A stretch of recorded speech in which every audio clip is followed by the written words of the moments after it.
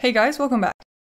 So today we're going to continue on with our dialogue system, and first off, we are going to make it so that our text is printing out kind of like a typewriter, as opposed to just the entire string at once.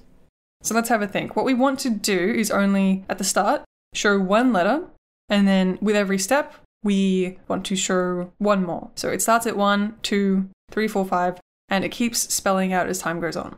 So we're going to need a variable that is going to be incrementing, and that is kind of going to be equal to the count of letters that we're showing at any one time. And we can just use that to copy a certain number of characters from our original string, and then we just print that sort of substring as opposed to our original string. And that way we're only going to show a substring of the total string at any time.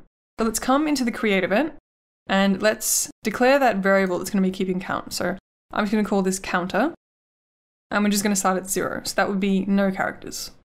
Then let's just come into the draw GUI event. And down here, when we're drawing the text, so remember that we're actually using this function to kind of print our text and wrap our text for us. And we're printing the entire string at the moment, and that's not what we want. We want to print a substring. So firstly, what we're going to do is we're going to increment that counter variable. So I'm just going to make it go up by 1. You could set it to something else, like you could go up by 2 if you want the text to print out faster. So this will be the kind of speed of your text, and you can alter that if you want. I'm just going to keep it at 1.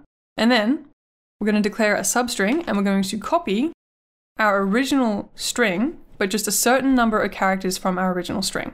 So the string that we want to copy from is our original string, text page. The index that we start copying from, so we start from just the very first character, right? So that's going to be character number 1. So unlike a bunch of other things in programming like arrays and stuff, in GameMaker, the index of strings starts at 1. And then the count, the number of characters that we want to copy from this string into our substring, is just equal to counter, right? And then we want to just print this here instead of our original string.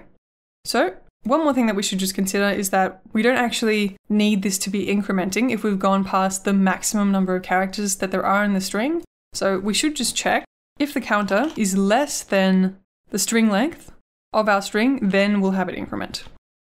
But otherwise, we don't need it to be doing this. And we've just forgotten a bracket there. All right. And one more thing that we could actually do is we could add a sound effect while it's spelling out. And I've actually already dragged in a few sounds. I'll leave a link in the description so that you guys can download these, or you can use your own. These are actually just sounds that I've made using Chiptone, which is kind of like a free sound effect maker. So I'm going to audio play sound, and I'm actually going to set a variable called voice. I'll just set it down here. And I'll set it equal to that by default, just so that's kind of storing it. So we might alter this depending on who's talking, but just as the default, we'll set it to that. So we'll have it play whatever is that voice variable is storing. If you have a particular priority that you're using for sound effects, but I'm just going to put 10, and we don't want it to loop. So now this will play it every frame of the game that counter is less than the string length. And this is probably going to be too often for you, right? Because if you have 60 frames in a second, it's going to be playing it potentially 60 times. So what you might want to do is just firstly check if the audio isn't playing, then play it. Or what I'm actually going to do is play it every 4 frames. And a way we can do this is just say if counter mod 4. So what this does is, let's say counter is equal to 7, and we divide it by 4. We know that 4 goes into 7 once, and then there's 3 remainder. So the modulus of that is going to be 3. So what I'm going to do is basically check if that result is equal to 0. So if there's 0 remainder, only then am I going to play the sound. So if we run this, there we go. We should get it spelling out, and we should have the sound effect. But you might notice that when we're printing this out, it kind of starts printing out string here, and then it realizes it's going to go over the line, so it kind of wraps it to the start.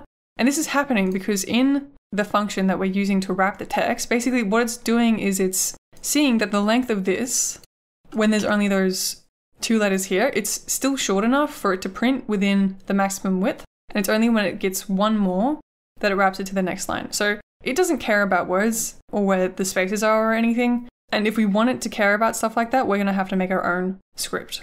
So let's do that. Let's make our own script to wrap the text. So let's come into scripts, create a new one, and I'm going to call this string wrap. And basically what I want to do is I want to give this script our string, and I want this script to give us back a string that has some additional information in it. So basically a string that also has within it something to indicate where to wrap the string. And that thing that we can actually use is \n. So there is a bunch of kind of special characters that you can use in a string that isn't going to be printed. So there's a few of them here. So you can see these will change the string in some way when it comes to actually rendering the string. So we can use this one here to make it go to a new line.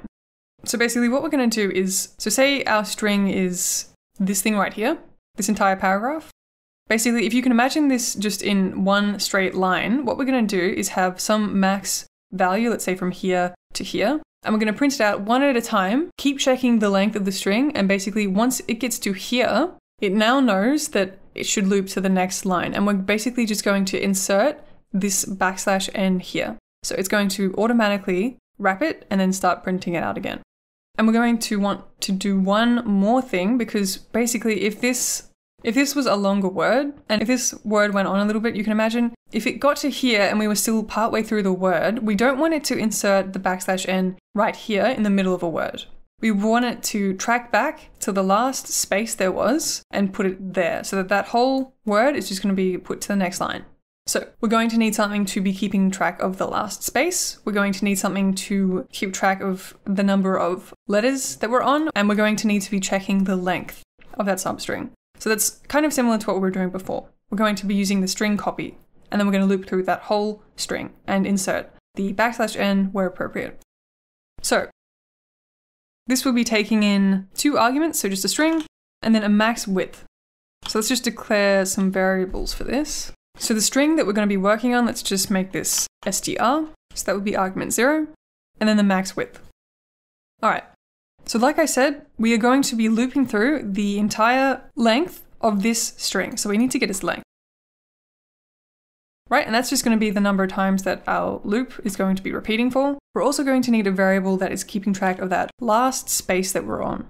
So basically, we're just going to check if the current character that we're kind of looping through to test the width of the string, if it is a space, then it will just store whatever that variable is. So we're going to repeat, and then just the number of times as the string length. And now we're going to need some kind of variable that we're going to be incrementing through as we repeat. So let's just call this count. We'll set it to 1 originally, again, because the characters start at 1 instead of 0, so we can actually start at 1 here. So that we'll want to increment every time we repeat. And so basically what we want to do now is just copy one at a time the letters in our original string, and then just keep checking if we have exceeded the maximum width that we set here. So we're going to need to grab a substring. I'm just going to declare a variable here, and then we'll set it in here.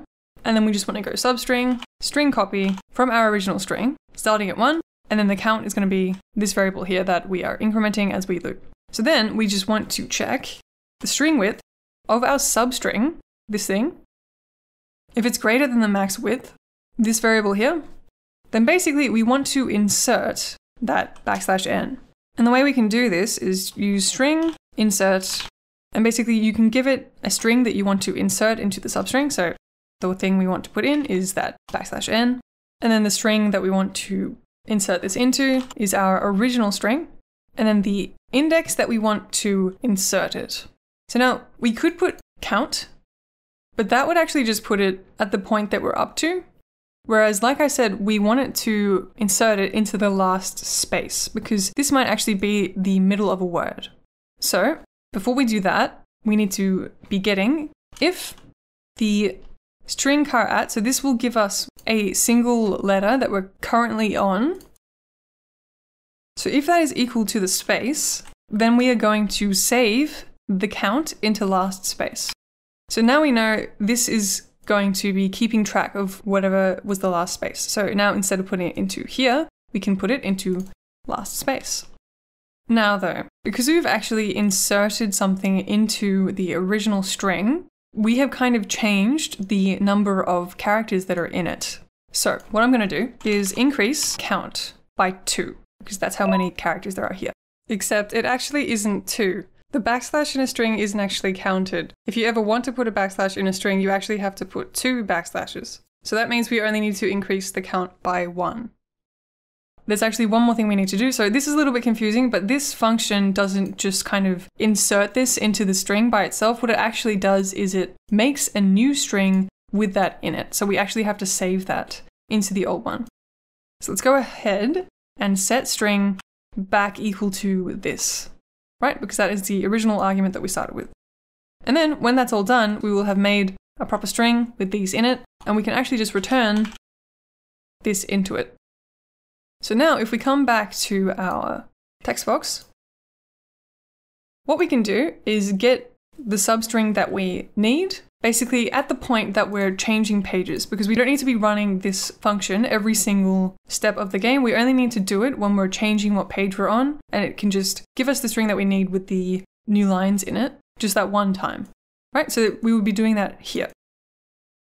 So I'm going to come into here, user event 1, and I'm going to set text wrapped equal to, and then we're going to run that string. So we're going to put in here text page, and then the text max width, right? And that will save our updated string into this variable. All right, and now we just need to run this user event once at the start.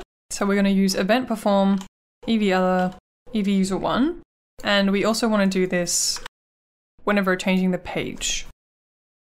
All right. So now, if we come into here, now we're no longer really using text page, because that is always going to be storing kind of the unwrapped version of the string. And now actually we don't even need to be doing this every frame, because we only need to get the string length. Really, we only need to get it once. And because we've already set up this user event, we can just put it in here. So let's come into the user event. Let's declare a variable called string length. And we'll also update this variable every time we are kind of on a new page.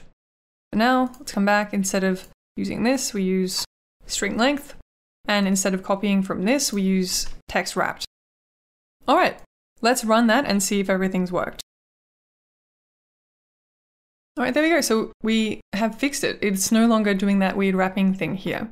But one thing it is doing is it's got this space every time. And that is because basically we were inserting the new line \n basically at the point that the space was. So that space is actually being carried through to the next line, but we don't want it to be doing that. So what we can actually just say in our string wrap.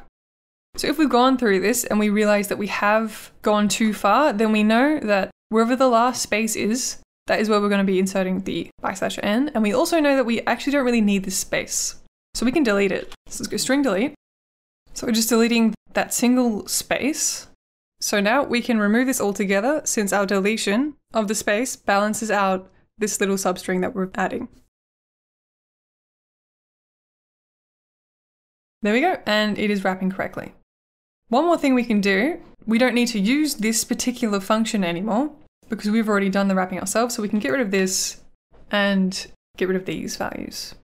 We're already doing that all ourselves. So run that one more time, just to prove to you that it's going to look the same.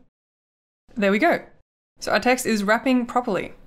Although if we press E now, you'll notice that it types out the entire string already. And that's actually because we are not resetting our counter variable, this variable right here, when we go to the new page. So we just have to also include that here. There we go. And what often happens in a game, if you press E at the point where it's still typing out, it will immediately just type it all out, as opposed to just going to the next page. So let's do that. Let's implement that functionality while we're still playing around with all these variables. So let's come into the step event. And basically we want to be doing slightly different things depending on whether the counter variable is still less than the string length. So actually, let's just copy that. We're going to use the same logic here. So if it's the case that it is still less, then what we're going to do is just make the counter equal to the string length.